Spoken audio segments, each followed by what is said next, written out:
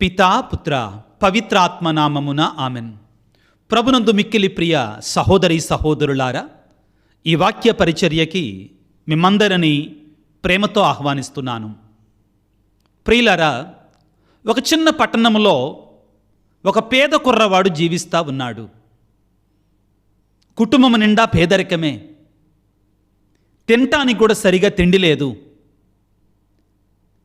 ఒక రోజున కడుపు బాగా మాడుతూ ఉంది, ఆకలి దంచి వేస్తూ ఉంది. ఏం చెయ్యాలో అర్థం కాలేదు. ఎవరిని అడిగినా కానీ పట్టెడు అన్నం పెట్టలేదు, ఒక రొట్టె ముక్క ఇవ్వలేదు తినటానికి. కాబట్టి ఆ రోడ్డు ప్రక్కన ఉన్నటువంటి బేకరీలో జొరబడి కొన్ని రొట్టెలు, కొన్ని బ్రెడ్లు దొంగతనం చేసుకొని ముందు కడుపు నింపుకున్నాడు.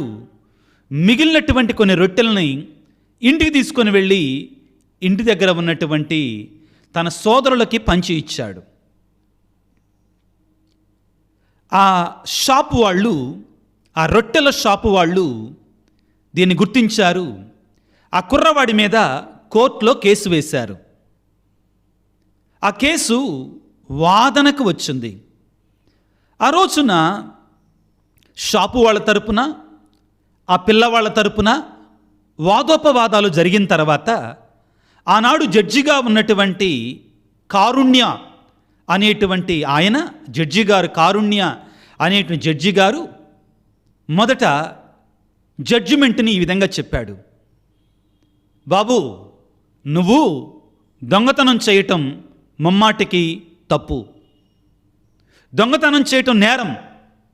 దొంగతనం చేయకూడదు. ఇక నుండి చేయకుండా ఉంటావా? ఆ కుర్రవాడు అన్నాడు, సరేనండి, ఇక నుంచి తప్పు చేయను. కాబట్టి ఈ దొంగతనం చేశానని ఒప్పుకుంటున్నావు కాబట్టి షాపు యజమాని వాళ్ళకి 7,000 రూపాయలు నీవు చెల్లించాలి అని చెప్పి జడ్జిమెంటు ఇచ్చాడు. జడ్జిమెంట్ ఇచ్చిన వెంటనే ఆయన ఒక క్షణం కూడా ఆగకుండా తన జడ్జిమెంట్ సీట్లో నుంచి లేచి బిరబిరామంటూ ఆ కుర్రవాడి దగ్గరికి వచ్చి తన జేబులో నుంచి డబ్బులు బయట తీసి 7,000 రూపాయలు లెక్కబెట్టి ఆ కుర్రవాడికి ఇచ్చి, నాయనా, నువ్వు పేదోడివి నాకు తెలుసు, కాబట్టి నువ్వు ఇవ్వలేవు, నేను ఇస్తున్నా నీ బదులు, ఇదిగో ఈ డబ్బులు తీసుకొని వెళ్ళి ఆ షాపు వాళ్ళకి ఇవ్వండి అని నా కుర్రవాడికి ఇచ్చాడు. కోర్టులో ఉన్నటువంటి వాళ్ళందరూ కూడా ఆశ్చర్యపోయారు. ప్రక్కన ఉన్నటువంటి వాళ్ళు అడిగారు, అదేంటి సార్, మీరే చేయటం తప్పు అన్నారు, నేరం అన్నారు, శిక్ష, దానికి బదులు శిక్షగా 7,000 రూపాయల శిక్ష అన్నారు, శిక్షను చెల్లించాలి అన్నారు, అంత మంచిగా తీర్పు చెప్పారు, మరలా మీరు తీసుకొచ్చి ఆ కుర్రవాడికి 7,000 ఇస్తారు ఏంటి అంటే ఆ జడ్జి గారు అన్నారంటండి, నేను ధర్మాన్ని విడవకూడదయ్యా, కాబట్టి ఒక జడ్జిగా నేను న్యాయబద్ధమైన తీర్పునివ్వాలి, కాబట్టి ఆ కుర్రవాడు దొంగతనం చేశారు అనేది నిరూపితమైంది కాబట్టి తప్పును తప్పుగానే ఖండించాను. కానీ నేను ఒక జడ్జిగా న్యాయాన్ని తీర్పునిచ్చాను, కానీ ఒక మానవతావాదిగా, ఒక మనిషిగా నేను అతనికి సహాయం చేశానయ్యా అని చెప్పి ఆయన మరలా తన జడ్జి సీట్లోకి వచ్చి ఈ విధంగా హాల్లో ఉన్నటువంటి వాళ్ళందరికీ ఈ విధంగా చెప్పారు. ఆ కుర్రవాడు తప్పు చేయటం న్యాయబద్ధంగా తప్పే, న్యాయపరంగా తప్పే, శిక్షింపదగినటువంటి తప్పు, నేరం, ఘోరం. కానీ అటువంటి పిల్లవాడికి మనం అన్నం పెట్టాలనేటువంటి దౌర్భాగ్యమైన స్థితిలో ఉన్నాం చూడండి. మనం అటువంటి పేద పిల్లవాడు ఆకలితో దొంగతనం చేయాల్సిన స్థితిని మనం తెచ్చాం చూడండి. కోర్టులో ఉన్నటువంటి వాళ్ళందరం కూడా మనందరి బాధ్యత, బేసిక్ నీడ్స్, మానవాళికి ఆ నిత్యవసరాలని మనం ఇవ్వాల్సినటువంటి బాధ్యత మనందరి మీద ఉంది. ఆ పిల్లవాడికి కాస్తో కూస్తో ఉన్నట్లే దొంగతనం చేసేవాడు కాడు. కాబట్టి ఈ తప్పు మనందరిది ఏమో అని చెప్పాడంట. క్రీస్తునాథుని యందు మిక్కిలి ప్రియ సహోదరి సహోదరులారా, నేను ఈ ముందుంచినటువంటి ఈ సంఘటనలో కొంతమంది న్యాయం వైపు ఉంటారు, మరికొంతమంది కారుణ్యం వైపు ఉంటారు. కొంతమంది ఏంటి ఆ జడ్జి అలా అంటాం, మనందరిది తప్పే అంటాం ఏంటని కొంతమంది అంటాం. కొంతమంది అయ్యో పాపం ఆ పిల్లవాడు ఆకలితోటే కదా తీసుకుంది 2 బ్రెడ్ ముక్కలు, దానికి కూడా అదే అలా నేరం అవుతుంది అని కొంతమంది వాదిస్తారు. మనం ఎలాగా ఉన్నాం? ఇది ధర్మ పోరాటం ప్రియులారా. ప్రియ క్రైస్తవుడా, నీవు ఏ విధంగా ఆలోచిస్తున్నావు? నీవు ఏ విధంగా జీవిస్తున్నావు? మనందరిలో కూడా ఈ ఆత్మీయ పోరాటం జరుగుతూనే ఉంటుంది. చాలా సందర్భాలలో మనం ఆజ్ఞలని, దేవుడిచ్చిన ఆజ్ఞలని తూచా తప్పకుండా పాటించాల్సిందే. 6 100 106 తప్పు తప్పే అని వాదిస్తాం. వాక్యాన్ని వాక్యంలాగా బయట తీసి కొటేషన్ లాగా చెప్పేసి తీసేయటం. మరికొంతమంది కారుణ్యం కదా కావలసింది, జాలి కదా, దయ కదా, ప్రేమ కదా, ప్రభువులాగా ఆలోచించాలి కదా. వ్యభిచారమున పట్టుబడిన స్త్రీ రాళ్లతో కొట్టి చంపాల్సిందే, నిజమే, ధర్మశాస్త్రం చెప్పేది అది, కాదంటలేదండి. కానీ 2 ప్రశ్నలు ఇక్కడ ప్రభు అడిగేట ప్రశ్నలు ఏంటంటే, మరి ఆ స్త్రీతో పట్టుబడ్డాడు పురుషుడేమయ్యాడు? నెంబర్ 1. రెండవది, మీలో పాపం చేయనటువంటి వాడు మొదటి రాయి వేయండి. ఇది కరెక్ట్ కాదా? ఇది కూడా ధర్మమే. ప్రియులకు దేవుని బిడ్డలారా, కొన్ని సందర్భాలలో మానవుడు అనేటువంటి వాడు ఈ న్యాయం కారుణ్యం మధ్యలో పోరాటం చేస్తుంటాడండి. ఇది ఆత్మీయ పోరాటం. మనం కూడా ఫేస్ చేస్తుంటాం కొన్నిసార్లు. ఈ వాక్యం రోజు మీరు చూసేటటువంటి వాక్యం లాంటిది కాదండి. నీతి కారుణ్యం, ధర్మం కారుణ్యం మధ్యలో ఒక పోరాటం. యేసు ప్రభు ఒకానొక సందర్భంలో శిష్యులను తీసుకొని సబ్బాతు దినము రోజున పొలాల మధ్యలోంచి వెళుతున్నాడు. పాపం శిష్యులకు ఆకలేసింది. ఆ పొలానికి ఉన్నటువంటి వెన్నులు ఉంటాయి కదండి, గోధుమ కంకులు, వాటిని విరుసుకొని వాళ్ళు తింటా ఉన్నారు. బాగా ఆకలితో ఉన్నారు, తింటా ఉన్నారు. అంతలోకే పరిసయ్యులు ధర్మశాస్త్ర బోధకులు చూశారు. అదిగో మీ శిష్యులు తప్పు చేస్తున్నారు, పాపం చేస్తున్నారు. ఏంటి తప్పు పాపం? సబ్బాతు దినము రోజున కంకులు విరవకూడదు, కంకులు తినకూడదు. మీ శిష్యులు తింటున్నారు. నిజమే, అది రూల్ ఉంది, ధర్మశాస్త్రంలో ఆ రూల్ ఉంది. అది దేవుడిచ్చిన రూల్ కాదండోయ్. పరిసయ్యులు ధర్మశాస్త్ర బోధకులు ఏర్పాటు చేసుకున్నటువంటి రూల్స్ అండి. దేవుడు 10 ఆజ్ఞలు ఇచ్చాడు. కానీ ఈ పరిసయ్యులు ధర్మశాస్త్ర బోధకులు ఏం చేశారు? ఈ 10 ఆజ్ఞలని 613 ఆజ్ఞలుగా మార్చేశారు. సబ్బాతు దినమర అజ్జేయకూడదు, ఇజ్జేయకూడదు, అజ్జేయకూడదు, ఇజ్జేయకూడదు రూల్స్ పెట్టేశారు. నిజమే, రూల్ ఉంది. అయితే ప్రభు అంటాడు పిల్లారా, కొన్ని ఉదాహరణలు ఇస్తాడు. ఇచ్చేయమంటాడంటే మత్తయి శుభవార్త 12వ అధ్యాయం 7వ వచనంలో, నేను కనికరము కోరుచున్నాను, బలిని కాదు. ఇదే మాటని ప్రభువు మత్తయి శుభవార్త 9వ అధ్యాయంలో కూడా అంటాడు. ఏమిటి? మత్తయి శుభవార్త 9వ అధ్యాయం 13వ వచనంలో, నాకు కారుణ్యము కావాలి, బలి అవసరం లేదు అను లేఖనమనందరి అర్థమును మీరు గ్రహించండి. ప్రియులారా, మనం ఎటువంటి వారముగా ఉంటున్నాం? మన జీవితంలో కారుణ్యాన్ని చూపించగలుగుతున్నామా? కరుణతో జీవించగలుగుతున్నామా? యేసయ్య మన ఎడల కారుణ్యాన్ని చూపించకపోతే మనలో ఏ ఒక్కళ్ళం కూడా బ్రతకలేమండి.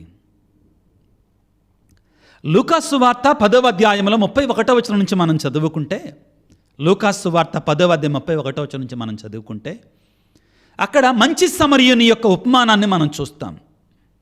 ఆ మంచి సమరయుని ఉపమానంలో ఏం జరుగుతుందండి? ఆ యొక్క దొంగల బెడదన పడినటువంటి వాడు కొన ఊపిరితో కొట్టుమిట్టాడుతా ఉన్నాడు. మొదట ఎవరెళ్ళారు ఆ దారిన? ఒక అర్చకుడు, లేవీయుడు యెరూషలేముకి వెళ్తున్నారు. వాళ్ళిద్దరు చూశారు, తప్పుకొని వెళ్ళిపోయారు. వాళ్ళు చేసింది తప్పా రైటా? రైటే వాళ్ళు చేసింది. ధర్మశాస్త్రాన్ని వాళ్ళు పాటించారు. ఏంటి ధర్మశాస్త్రం? దేవాలయంలో అర్చన చేయటానికి వెళ్ళేటువంటి వాడు మైల పడకూడదు. మైల అంటే చచ్చిన శవాన్ని తాకూడదు. కాబట్టి వాడు కొన ఊపిరితో ఉన్నాడు, వాడికి సాయం చేయడానికి వెళ్ళారనుకో, వీరు పుసుక్కున వాళ్ళ చేతిలో చనిపోయాడనుకో, ప్రమాదం. చచ్చిన శవాన్ని తాకి వెళ్ళి దేవాలయంలో అర్చన చేయకూడదు, బలి అర్పించకూడదు. ఇది ధర్మశాస్త్రంలో ఉన్నటువంటిదే. కాబట్టి వాళ్ళు తప్పుకొని వెళ్ళిపోయారు. వాళ్ళు చేసిన తప్ప? ధర్మశాస్త్రం ప్రకారం ఆజ్ఞను ఆజ్ఞగా చూస్తే వారు చేసింది తప్పు కాదు. లూకాసు సువార్త 10వ అధ్యాయము 30వ వచనములో యేసుటిల సమాధానం ఇచ్చిన, ఒకానొకడు యెరూషలేము నుండి యెరికో నగరానికి వెళ్ళిచుండెను. త్రోవలో అతని బందిపోటు దొంగలు చుట్టుముట్టి దోచుకొని గాయపరిచి కొన ఊపిరితో విడిచిపెట్టారు. ఏ ఊపిరి అంటే కొన ఊపిరి, చావు బ్రతుకుల మధ్యలో. ఆ తరువాత ఒక అర్చకుడు ఆ మార్గమున వెళ్ళొచ్చు వారిని చూచి తప్పుకొని పోయాను. అటులోనే ఒక లేవీయుడు వచ్చి వారిని చూచి తొలగిపోయాను. ఆ తరువాత సమరయుడు వస్తున్నాడు. నేను మాట్లాడేది ఏంటంటే, ఆ మొదట వచ్చిన అర్చకుడు లేవీయుడు ఇద్దరూ కూడా యెరూషలేముకి వెళుతున్నారు, అర్చన చేయటానికి వెళుతున్నారు. తప్పుకొని వెళ్ళిపోయారు. ఎందుకని? వాళ్ళలో ఉన్న భయం వాళ్ళకుంది. మేము దేవుడి సన్నిధికి వెళ్ళాలి, బలి నర్పించాలి, అర్చన చేయాలి. అర్చకుడు లేవీయుడు వాళ్ళిద్దరు చేసే పని అదే. మరి మీ మైల పడితే అక్కడ బలి నర్పించలేం కదా. వాళ్ళకి ఆజ్ఞ అడ్డం వచ్చిందండి మంచి చేయటానికి. ప్రియులారా, మంచి చేయటానికి అడ్డు వచ్చే ఆజ్ఞే కాదంటాడండి ప్రభు. ఇంకా మంచి సమని ఉపమానములో ఉన్న పరమార్థం ఇదే పరమార్థం. మన జీవితంలో కూడా కారుణ్యానికి ప్రాధాన్యతనిస్తున్నామా? రూల్స్ అండ్ రెగ్యులేషన్స్ వీటికి ఎక్కువ ప్రాధాన్యతనిస్తున్నామా? ఆత్మపరిశీలన చేసుకోవాలి. ప్రభువుని వేడుకుందాం. ఈ రోజున మనలో కొంతమందిని రూల్ అంటే రూలే, ఖచ్చితంగా రూలు పాటించాల్సిందే అంటుంటాం. ప్రారంభంలో మీకు చెప్పిన ఉపమానము, ఆ జడ్జి గారు న్యాయబద్ధమైన తీర్పునే ఇచ్చారు, కానీ తనలో ఉన్న మానవత్వాన్ని, కారుణ్యాన్ని మాత్రం చంపుకోలే. దిగివచ్చి తానే ఆ డబ్బునిచ్చాడు. ఆ ప్రభువును వేడుకుందాం. రాను రాను మానవ లోకం ఎలాగా తయారవుతుందంటే, నేను నా కుటుంబం బాగుంటే చాలు, ఎవడేమైపోతే నాకెందుకు, నాకు సంబంధం లేదు కదా, నా డబ్బులు, నా ఆస్తి, నా ఇష్టం, ఈ పందాలో ఆలోచిస్తున్నారు. ప్రభువుని వేడుకుందాం పిల్లారా. కారుణ్యము కలిగిన వ్యక్తులుగా మారడానికి కావాల్సిన శక్తినివ్వమని, ఆపదలో ఉన్నటువంటి వానికి ఆపన్న హస్తాన్ని ఇవ్వగలిగినటువంటి మనుషులుగా మారడానికి, దయ కారుణ్యం చూపించే వ్యక్తులుగా. ప్రభు ఒక మాట అంటారు, కరుణ చూపినటువంటి వాడికి తీర్పు దినాన కరుణనే చూపబడుతుంది. కరుణ చూపించినటువంటి వానికి తీర్పు దినాన కరుణనే చూపించబడుతుంది, లేకపోతే కరుణ చూపించబడదండి. నీవిప్పుడు జాలి దయ కారుణ్యము లేకుండా నువ్వు బ్రతికితే కారుణ్యము లేని తీర్పు నువ్వు అనుభవించాల్సి వస్తుంది. ప్రభువుని వేడుకుందాం. కారుణ్యము కలిగిన వ్యక్తి నీవు నేను బ్రతుకుతున్నామంటే, నీవు నేను జీవిస్తున్నామంటే, నీవు నేను రక్షణ పొందుకున్నాము అంటే కారుణ్యము కలిగిన దేవుడు మన మీద కరుణ చూపిస్తున్నాడు. కాబట్టే ప్రభువా, నేను కూడా కరుణ కలిగి జీవించే బిడ్డగా నన్ను దీవించయ్యా. ఇప్పుడు కరుణ లేకపోతే నాకు కారుణ్యం ఉండదయ్యా తీర్పు దినాన అని తలలు వంచి ప్రార్థన చేసుకుందాం. సర్వశక్తిమంతుడా, సర్వోన్నతుడా, ప్రేమమయుడా, ఈనాడు కారుణ్యము చూపించాలి, కరుణను చూపించాలి అని పలుకుతున్నావు. మాలో కొన్నిసార్లు మా వరకు వస్తే కరుణ చూపించాలంటాం, ఇతరుల విషయానికి వస్తే ధర్మం పాటించాలి, న్యాయం పాటించాలంటుంటాం. ప్రభువా, మా మీద అపారమైన అనంతమైన కరుణ కలిగిన దేవుడవు నీవు. మేము కూడా ఒకరి ఎడల ఒకరు కరుణ కలిగి కారుణ్యము కలిగి ఇతరుల వైపు వేలెత్తి చూపించినప్పుడు మా వైపు 3 ఏళ్ళు చూపిస్తున్నాయి అనేటువంటి సత్యాన్ని మరవకుండా ప్రభువా మేము జీవించే కృపను మాకు దయచేయండి. ఈనాడు ఈ వాక్య పరిచర్యలో పాల్గొన్నటువంటి బిడ్డలను దీవించండి నాయన. నీ పరిశుద్ధాత్మశక్తితో నింపండి నాయన. ప్రత్యేకమైన రీతిలో ప్రభువా అనారోగ్యంతో బాధపడుతున్న బిడ్డలని స్వస్థపరచండి. మా కొరకే ప్రార్థించమని అడిగినటువంటి వారి యొక్క తలంపులను దీవించండి. కుటుంబాలలో శాంతిని సమాధానం దయచేయండి. ప్రత్యేకంగా మా కొరకు ప్రార్థించమని అడుగుతూ వివిధ తలంపులు ఉద్దేశాలని ఈ యూట్యూబ్లో వీడియో క్రింద ఉంచుతున్న బిడ్డలందరినీ దీవించమని మా నాథుడైన క్రీస్తు ద్వారా వేడుకొనుచున్నాము తండ్రి, ఆమెన్. ప్రభువు మీతో ఉందరుగాక, మీ ఆత్మతో ఉందరుగాక. సర్వశక్తిగల సర్వేశ్వరుడు పిత, పుత్ర, పవిత్రాత్మ మిమ్ము మీ కుటుంబాలను చల్లగా దీవించి ఆశీర్వదించి కాపాడుదురుగాక. God bless you. దేవుడు మిమ్ము దీవించుగాక. ఆమెన్.